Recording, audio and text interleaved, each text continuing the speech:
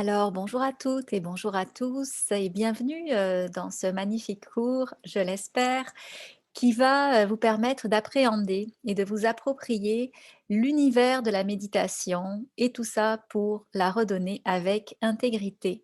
Donc c'est vrai que ces mots sont choisis et même si vous êtes initialement inscrit à une formation qui s'appelle formation professorale de méditation ou formation de formateur de méditation ou formation de leader de méditation, quelque part, il y a vraiment l'idée par derrière de venir appréhender et beaucoup s'approprier cet univers-là, parce qu'on va voir à quel point on est, notre propre outil. Et quand je parle de méditation, je n'ai pas spécifié, pardon, méditation pleine conscience, mais c'est vraiment c'est plusieurs types de méditation, dont la pleine conscience, dont les méditations guidées thématiques, mais aussi, des techniques plus informelles de méditation. Et le mot intégrité dans l'idée de le redonner à d'autres m'est cher parce que la place, de l'éthique, dans le cours que je donne est quelque chose qui me préoccupe beaucoup. Donc voilà le titre que j'ai choisi, pour, créer l'élan et vous présenter ce cours, auquel vous vous êtes inscrits. Alors, je suis, Marie-Ève Lessine, je vais me présenter un petit peu plus tard, mais pour donner tout de suite le ton finalement du cours, on va aller dans l'espace qui nous intéresse et on va faire une petite centration, toute courte, mais qui va déjà nous permettre, de peut-être nous apaiser. Alors vous allez pouvoir fermer les yeux et juste reprendre conscience de votre corps, voir comment il se dépose sur la chaise ou sur le lit ou sur le support où vous êtes. Permettez-vous dans un premier temps de vraiment ressentir votre position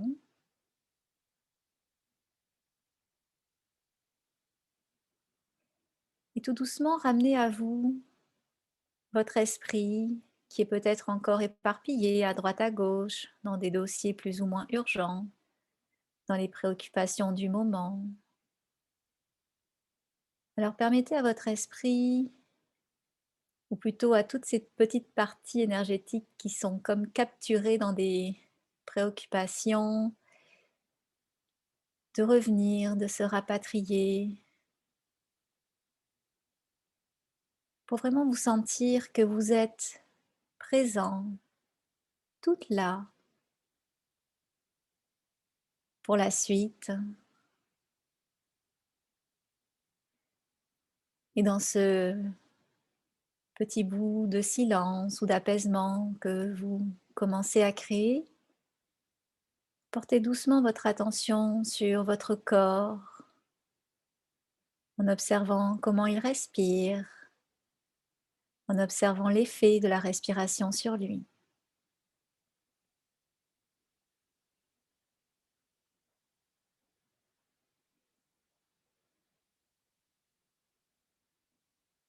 Si des pensées arrivent et vous indisposent, vous tirent par la manche pour vous éloigner de la méditation, revenez simplement à la conscience de ce corps qui respire sans effort, sans en faire de cas.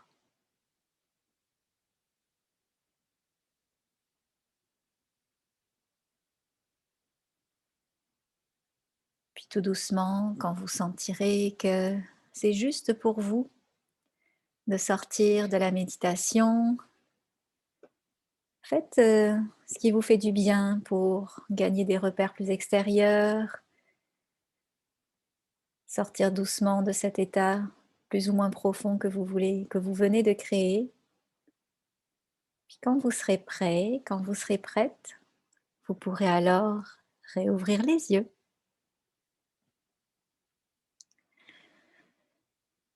Alors j'espère que ça vous donne le ton du cours. Donc c'était peut-être plus qu'une centration, c'était peut-être aussi une mini méditation ou en tout cas un entre-deux. Et j'espère que l'énergie est déjà différente.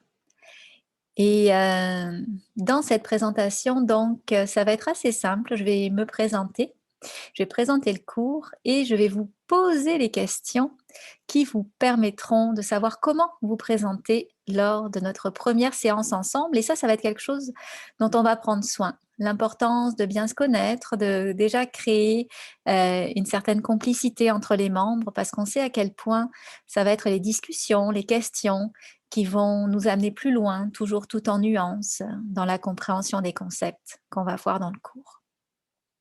Alors, ce cours, il part d'une vision, je dirais même une grande vision, que je suis pas la seule à avoir et que j'espère vous partager.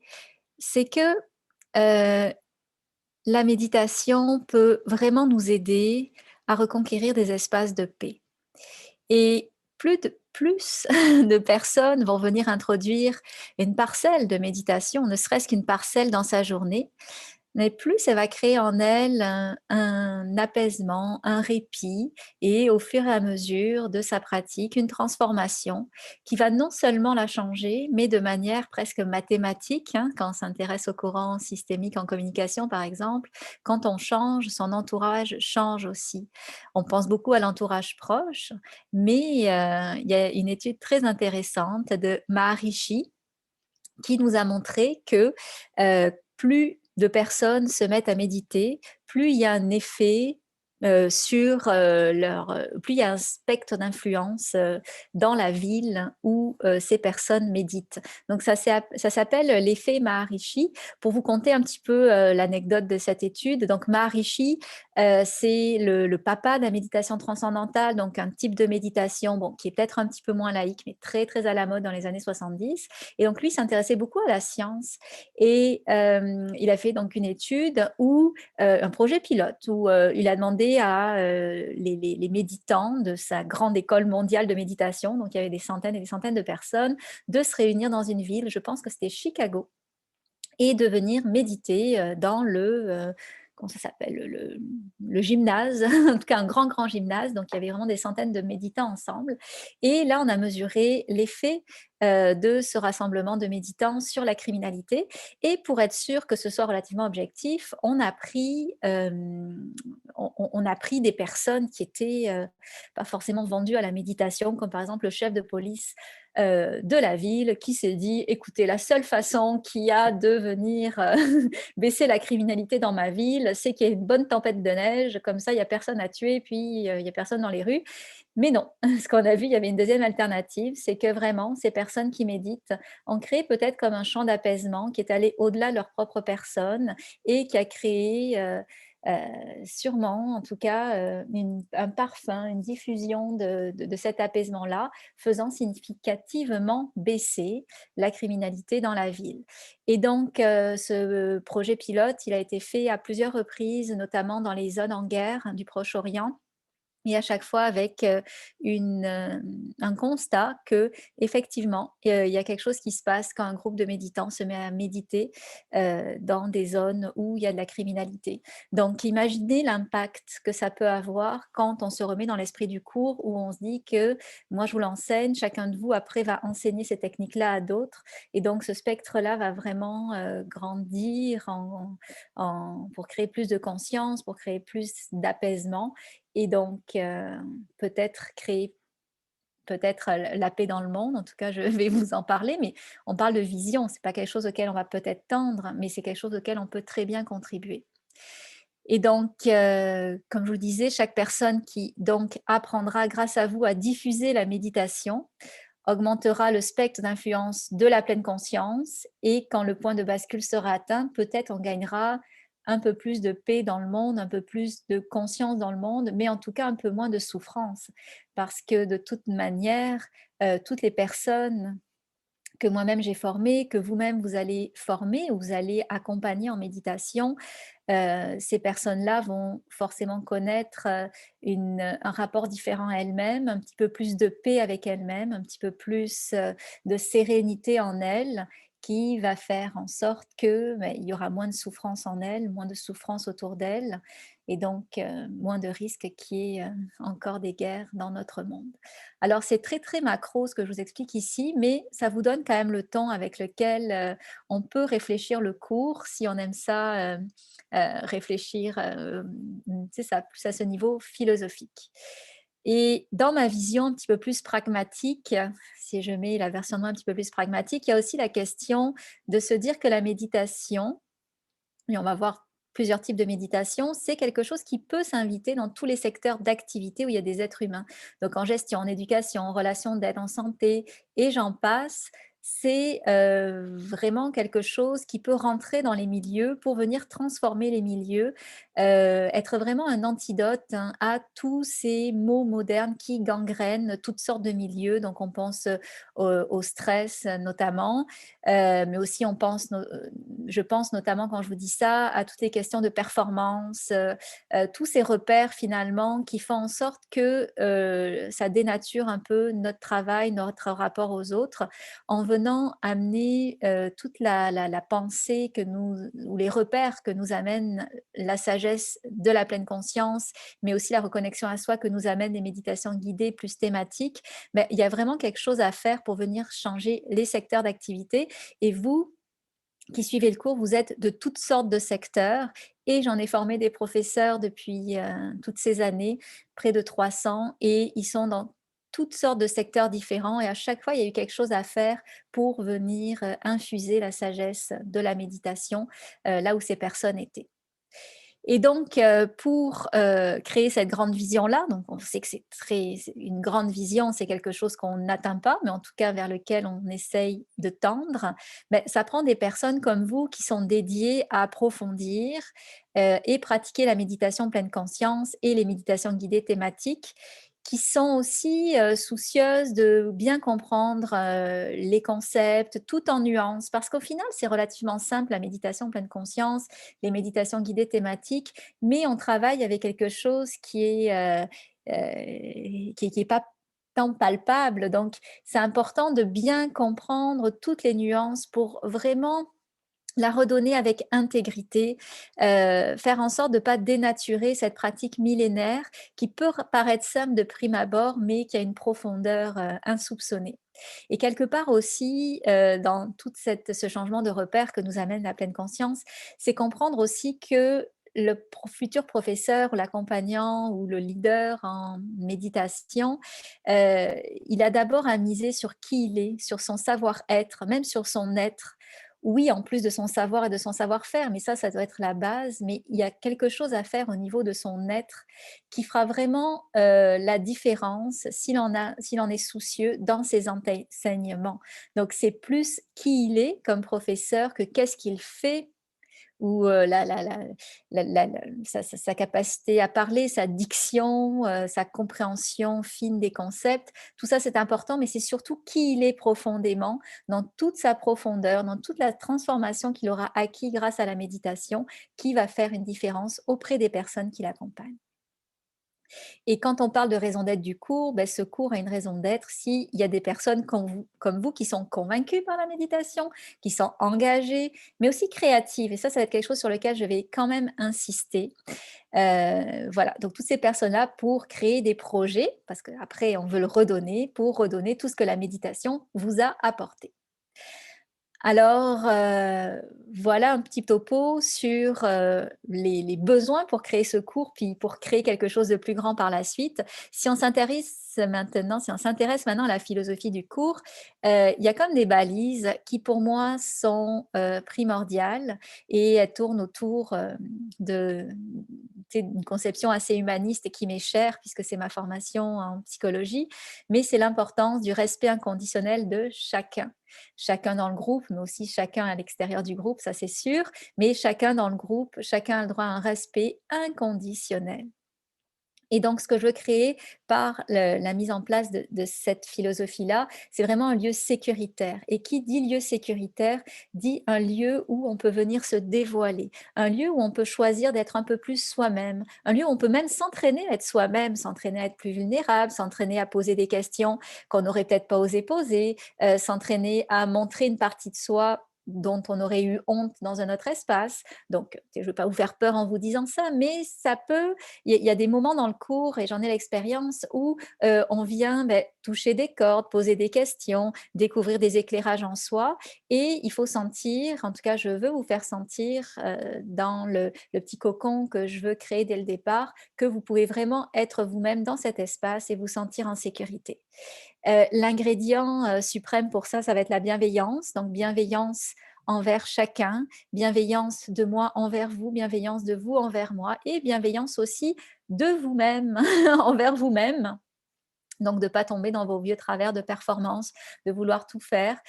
Parfois, il y a beaucoup de devoirs, mais après, il faut avoir une approche pragmatique, être intelligent pour aussi comprendre que, on n'a pas forcément à tout faire, on a surtout à choisir, à s'entraîner à être bienveillant envers soi. En tout cas, c'est peut-être encore obscur ce que je vous explique là, mais j'y reviendrai, en temps et lieu. Oser sa créativité, très important. Mon but, c'est pas de créer des clones de Let It Be, créer des clones de Marie-Ève. C'est vraiment que chacun puisse venir reprendre qu'est-ce que je vous ai enseigné et l'imbriquer aux cordes qui sont déjà les vôtres pour pouvoir créer quelque chose de nouveau. Dans la philosophie du cours, j'en ai déjà un petit peu parlé, l'importance des nuances. Donc, on va être tout en nuances. C'est important de les comprendre, pas forcément important après de les redonner à tout le monde, mais plus vous serez au clair avec toutes ces nuances-là, cette magnifique gamme de connaissances qu'on va voir, mais plus en fait vous allez pouvoir accompagner avec doigté vos clients. Importance de l'éthique aussi. Donc, l'éthique, c'est, bien se connaître pour ne pas outrepasser, ses capacités, par exemple, ou ses connaissances. Donc, je vais mettre quand même des balises assez claires pour vous y aider. L'éthique dans l'intervention, parce que la méditation, c'est reste une pratique incontournable, mais ce n'est pas une panacée. Ça veut dire que ça n'aide pas tout le monde, mais ça peut apporter de nombreux bienfaits à plusieurs personnes et donc ça aide vraiment de bien comprendre le spectre d'influence où la méditation peut aider et les cas où elle ne peut pas aider. Donc cette question d'éthique m'est vraiment très chère. Et l'autre chose qui m'est chère, c'est vraiment la diversité en méditation.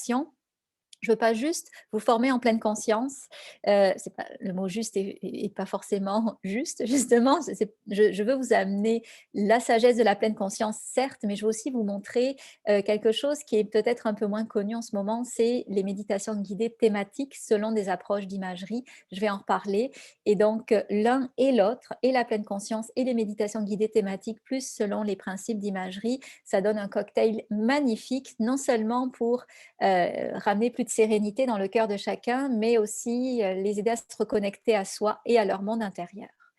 Alors, on va en parler justement dans cette partie-là où je vais vous présenter en fait les phases du cours. Donc, le cours, c'est en 3 temps. Le premier temps, ça va être vraiment les apprentissages de savoir, savoir-faire et savoir-être. C'est là où on va voir nos 12 séances en direct. Bon, il y en a aussi quelques-unes enregistrées, mais bon, le gros du travail, ça va être moi de vous donner cette science-là, de vous l'expliquer, de répondre à vos questions, vous-même d'en poser des questions, rebordir sur une compréhension ou une question que quelqu'un d'autre va apporter. Bref, on co-crée le cours pendant 12 séances. Donc ça va être vraiment la matière première pour vous permettre dans un temps 2 de venir créer finalement votre projet autour de ces connaissances-là que je vous ai données, en rajoutant les autres cordes à votre arc. Donc ça va être vraiment très important. C'est la partie qui est plus autodidacte, d'accord? C'est des vidéos qui sont plus enregistrées. Moi, j'appelle ça le savoir agir, savoir se propulser. Donc là, vous pensez plus en termes de projet, comment redonner en respectant votre style et en étant bien sûr créatif. C'est être aussi un temps aussi où vous allez consolider vos connaissances parce qu'il y en a beaucoup à connaître, il y en a beaucoup à comprendre. Donc, je vous donne c'est ça, des occasions de venir repasser dans la matière, recomprendre certaines choses, mais toujours de manière autodidacte parce que c'est le temps 2. C'est le temps aussi dans ce temps 2 où on va faire l'examen. Le temps 3, ça va être le temps du silence, donc une petite retraite d'une journée, tous ensemble, où je vous remettrai à l'issue les diplômes. Alors, en termes d'objectifs, ça va être très important de vous expliquer qu'est-ce qu'on va voir dans chacun des temps du cours. Dans le temps 1, on va évidemment définir, approfondir les notions de méditation et de pleine conscience et les concepts qui sont connexes. On va regarder quelque chose de très important, c'est la pleine conscience du souffle. Pourquoi c'est une façon puriste de méditer en pleine conscience. Donc on va passer du temps à bien comprendre, la pleine conscience du souffle. On va réapprendre quelque part à méditer en pleine conscience du souffle et en prenant notre temps pour, apprendre ou réapprendre à méditer en pleine conscience du souffle, après on va pouvoir comprendre comment méditer sur les autres objets, sur les autres ancrages de pleine conscience, dans le corps, les sons, les pensées, les émotions, la conscience sans objet. Voilà, donc ça va comme se en comprenant comment vous allez méditer en pleine conscience du souffle, ça va être facile après j'ai oublié le mot là, désolée, de dupliquer ça, c'est le mot, aux autres ancrages. Ensuite, donc on va regarder c'est quoi les méditations guidées de pleine conscience qu'il faut absolument connaître, hein, bon, l'espace respiration, la méditation assise, et cetera. Ce qu'on va faire aussi, quelque chose de très intéressant, comprendre ce qui se passe à l'intérieur, parce qu'au final, c'est quoi la méditation? C'est porter son attention sur, par exemple, le souffle sans effort, mais il y a quelque chose qui se passe, hein, dans les rouages invisibles. Et c'est eux qu'on va aller visiter dans une partie du cours, notamment comprendre qu'est-ce qui fait qu'on médite bien, qu'est-ce qui fait qu'on médite mal, les phénomènes d'autoréparation. Quelque chose de très intéressant, ça va être de comprendre la posture intérieure du méditant et comprendre sa portée pratique. Et ça, j'insiste, sa portée pratique au quotidien. Vous allez voir à quel point c'est concret. Ce petit temps-là que vous passez sur votre coussin, ça vous apporte une panoplie de transformations et c'est très, très concret.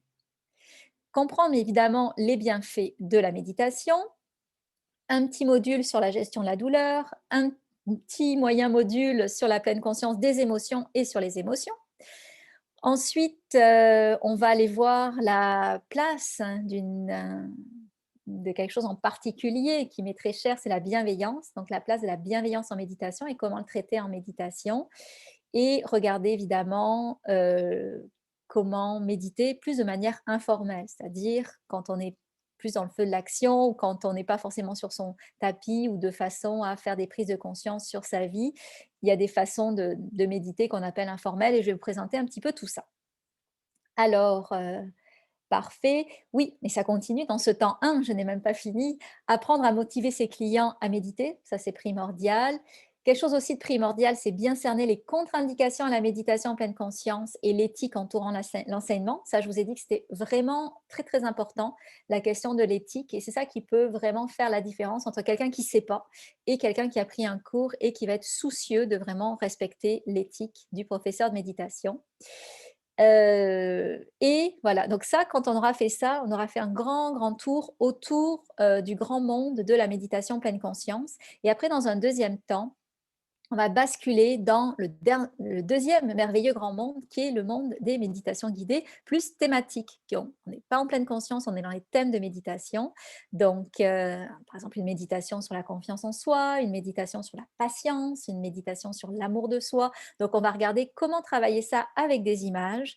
On va regarder c'est quoi la place qu'on va donner aux émotions positives dans ce type de méditation. Et vous allez voir, c'est vraiment fantastique parce que dans tout ça, c'est comme si vous réappropriez les clés pour permettre à chacun de se reconnecter à lui-même et je pense bien sincèrement que c'est la chose dont les humains ont le plus besoin en ce moment.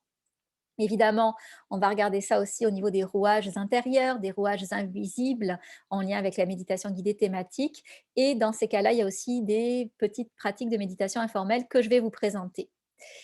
D'un point de vue un petit peu plus connexe, je vais vous montrer une technique pour répondre précisément aux questions des clients. Surtout au début, on peut se sentir démuni, mais là, avec la technique que je vais vous montrer, vous allez être vous sentir beaucoup plus sûr de vous. La question aussi de la centralité du concept de la présence dans l'enseignement. Donc, c'est un peu ce que je vous disais, le savoir-être est important et quelque part, comme enseignant, c'est votre qualité de présence qui va faire vraiment une différence auprès des gens que vous allez accompagner. Savoir bien sûr comment agir et en prévention et en réaction quand tout ne se déroule pas comme prévu. Donc ce qu'on voudrait, c'est que tout se passe super bien, mais admettons que ça ne se déroule pas comme prévu, quoi faire? On le voit dans ce module-là. Et dans tout ça, bien sûr, l'objectif du cours du temps 1, ça va être de pratiquer, hein, bien sûr. On va pratiquer, pratiquer, pratiquer.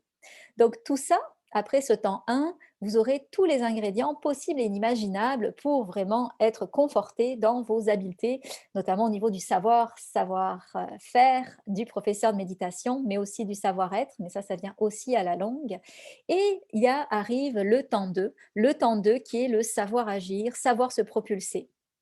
Donc, vous allez avoir des modules qui sont plus autodidactes pour d'abord apprendre à enseigner la méditation pleine conscience et créer des formations pour vos futurs clients, donc des formations adaptées à vos futurs clients. Donc, tout ça, ça va être des choses à réfléchir dans le format, dans le contenu, dans la durée, etc. Mais ça, on le réfléchit dans ces modules-là. Vous allez apprendre à guider une méditation en pleine conscience. Vous allez apprendre à créer vos propres méditations pleine conscience et créer aussi des séances de méditation guidée en pleine conscience. Admettons que vous voulez guider une belle méditation sur l'heure du midi avec vos collègues, vous allez pouvoir vraiment créer votre séance pour que que ça leur fasse vraiment du bien. Et bien sûr, ce qu'on a appris en pleine conscience, on va aussi le comprendre pour plus les méditations guidées thématiques. Donc, comment créer sa séance longue de méditation guidée thématique, créer ses propres aussi méditations guidées thématiques. Et là, toute votre créativité va rappliquer pour vous y aider. Dans ce temps, un grand moment va être consacré à créer votre projet de méditation. D'accord? Donc, tout ça, ça va être imbriqué. Vous allez penser à vos services, mais aussi vous allez penser à votre projet plus largement pour savoir qui vous allez aider. Donc, pensez en termes de public cible, client idéal et définir vraiment vos services. Moi, je vais être là aussi pour vous y aider. Et quelque chose de vraiment formidable, c'est toute cette méthode que j'ai créée et ça ça m'a plu de créer ça. J'ai adoré parce que c'est comme une intuition que j'avais depuis au moins 15 ans qu'il y avait une façon de répondre aux besoins des gens, mais sous forme de méditation, de solution méditation, plutôt que de les faire réfléchir, plutôt en complément de l'idée de les faire réfléchir à leurs problèmes, il y a toujours une façon de les faire ressentir leurs problèmes en leur apportant une solution méditation sous forme, par exemple, de micro-méditation pour les aider à soutenir, en eux les ressources qui vont les aider à régler leurs problèmes. Alors ça peut paraître abstrait pour l'instant, mais je vais vous montrer comment créer une série de méditations qui sont relativement courtes et qui vont répondre vraiment aux besoins de votre client idéal, de votre public cible, que ce soit les femmes enceintes, les cavaliers, les gestionnaires dans un service, de santé, les psychologues d'un centre de soins, les personnes en soins palliatifs. Bref, on part des problématiques et on transforme ça en solution méditation. J'en ai même fait une certification. C'est la méthode Let It Be. Donc, j'ai très hâte de vous montrer tout ça aussi. De manière transversale, dans ce temps 2, il y a aussi la question de l'intégration des connaissances. Donc, les 12 semaines, ça peut paraître long, mais ça va quand même assez rondement. Donc, il y a beaucoup de connaissances qui deviennent les vôtres, là, que vous découvrez ou que vous consolidez sous certains aspects. Mais donc, ça nécessite quand même, pour les choses qui sont peut-être un petit peu floues encore, de venir faire une révision. Et donc, cette révision-là, je vous la propose en petites bouchées digestes, hein, sous forme de podcasts, des podcasts que vous pouvez enregistrer dans votre téléphone, partir en nature, écouter tout ça, puis en même temps, vous révisez votre cours de professeur de méditation. C'est pas beau tout ça? Oui, c'est magnifique. Et donc, c'est ça. Donc, en tout, en cumulé, il y a plus de 6 heures de contenu.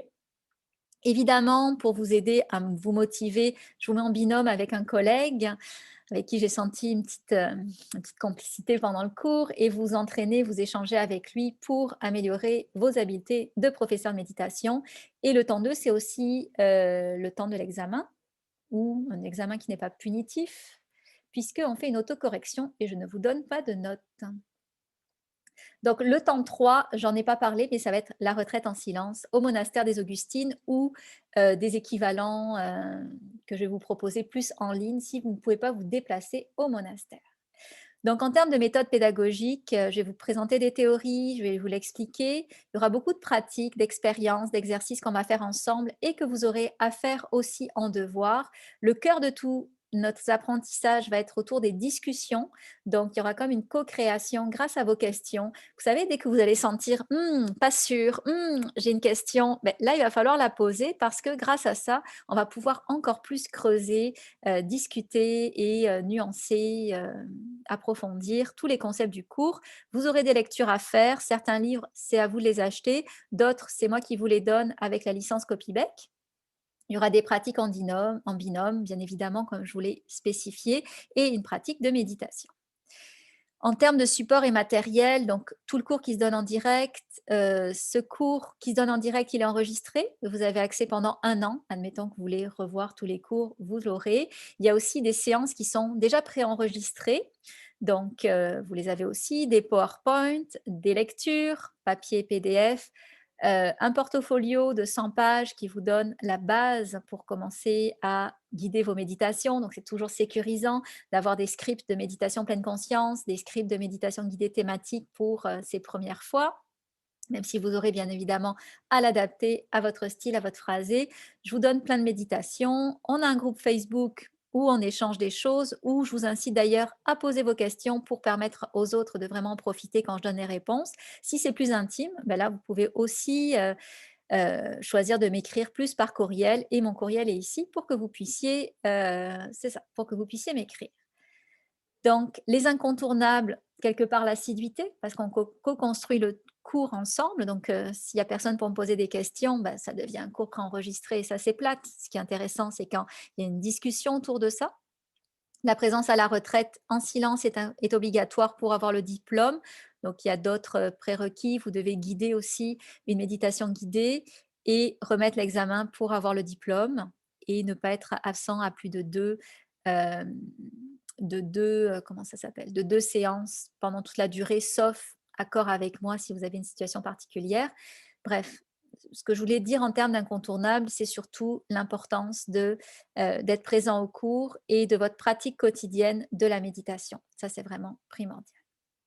Et cette pratique de la méditation, elle est vraiment à prendre au sérieux. C'est vraiment votre premier devoir et quelque part votre seul devoir si vous n'avez pas le temps de faire les autres. Il faut que vous en fassiez un moment sacré, une période spéciale. Donc, c'est pas quelque chose qu'on va botcher, excusez-moi l'expression, mais vraiment bien prendre le temps de s'installer, être régulier dans sa pratique, lui donner un espace, donc prévenir peut-être son entourage que c'est quelque chose d'important, que c'est vos devoirs primordiaux dans tout ça et donc de faire vraiment, ce moment sacré parce que vous allez tellement vivre une transformation personnelle en ayant le cours, en ayant entre gros guillemets «l'obligation de méditer», bah, vous allez découvrir, des nouvelles versions de vous-même, donc plus dépouillées de peur, plus dépouillées du stress qui vous alourdissait et qui va vous permettre finalement d'être, encore plus proche du futur professeur que vous allez être dans 6 mois. On dit que pour méditer, on va tendre vers les 40 minutes par jour, mais si vous n'êtes pas 40 minutes, ne faites pas directement 40 minutes. Il y a des étapes à respecter avant, mais on va tendre, hein, en tout cas vers les 40 minutes par jour, en 2 fois 20 minutes, une fois 40 minutes. Mais comme je vous dis, si vous êtes à 2 fois 10 minutes, ben, n'allez pas du jour au lendemain passer de 20 minutes à 40 minutes. Il va falloir vous respecter, sinon le phénomène d'auto-réparation va vous rattraper. En termes de devoirs, donc encore une fois, donc le plus incontournable, c'est la pratique de méditation, mais il y en a d'autres, évidemment des devoirs et là, il faut y aller intelligemment. Je vous suggère beaucoup de lectures, mais allez-y de manière un peu, c'est en fonction de votre charge de travail. Je préfère que vous méditiez plutôt que vous lisiez. Donc, si vous n'avez pas le temps de faire les 2, privilégiez la méditation, d'autant plus qu'une grosse partie des devoirs, notamment les lectures, vous pouvez les faire après le cours parce que vous avez encore accès au matériel et je vous repropose une séquence, par exemple, pour rattraper des devoirs que vous n'auriez pas eu le temps de faire pendant le premier temps du cours pour pouvoir, par exemple, vous rattraper dans le deuxième temps. Et ça, c'est important. Si j'explique tout ça, là, parce que ça peut paraître bizarre qu'un prof dit: «Bon, je vous donne des devoirs, mais allez-y de manière pragmatique, allez-y de manière intelligente, si vous pouvez pas tout faire, ne faites pas tout». C'est que quelque part aussi, je veux vous montrer d'autres façons d'être par rapport à un cours et on est comme humain occidental dans la course à la performance et là, si on reste dans l'idée de performance, de vouloir bien faire les choses, mais on contrevient un peu à l'essence même de la pleine conscience. Donc vous allez pas vous forcer finalement à, ou vous épuiser à faire des devoirs pour votre cours de méditation si finalement il n'y a pas assez d'espace pour que vous puissiez leur donner, l'attention qu'ils méritent. Donc c'est y aller intelligemment, faire ses choix, partir de son ressenti mais ne pas tomber dans la course à la performance, dans l'idée de chercher à être, parfait, complet en méditation. On n'est pas dans cet esprit-là. On est davantage dans l'esprit, de la pleine conscience, donc du respect de soi, de la bienveillance et c'est ça qui est le plus important. Alors j'y reviendrai de toute manière. Donc voilà, ça fait la présentation du cours, une belle présentation. Si vous voulez maintenant, mieux me connaître, je vais répondre aux questions que je vais vous-même vous poser lors du premier cours. Donc mon nom est Marie-Ève Lessine. Je suis la fondatrice de Let It Be Méditation et mon aspiration, c'est finalement, de ramener la sagesse de la pleine conscience et la puissance des méditations guidées thématiques mais de la ramener dans les entreprises. Donc je travaille beaucoup, je fais beaucoup de formations, d'accompagnement dans les entreprises sur la question de la présence, la question de la visualisation.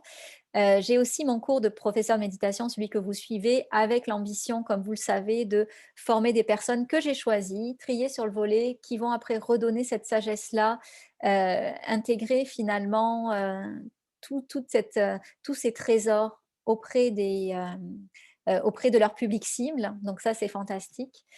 Hem, donc voilà, je vous parlais pas en termes de mon projet, beh, mon projet oui, c'est de vous former, puis de bien faire ça pour qu'après vous puissiez redonner avec intégrité à votre communauté. D'un point de vue, je n'ai pas forcément des besoins particuliers, mais un fait cocasse. Alors j'en ai plusieurs. Dans d'autres formations, je disais que j'étais championne de Tetris et c'est vrai, quand j'avais 20 ans, j'étais championne de Tetris, donc je gagnais tous les concours de Tetris. Donc j'aime bien les choses qui sont structurées, ordonnées. Bon, ça c'est pas du tout une maladie chez moi, mais j'aime bien l'ordre, donc ça parle de mon inconscient.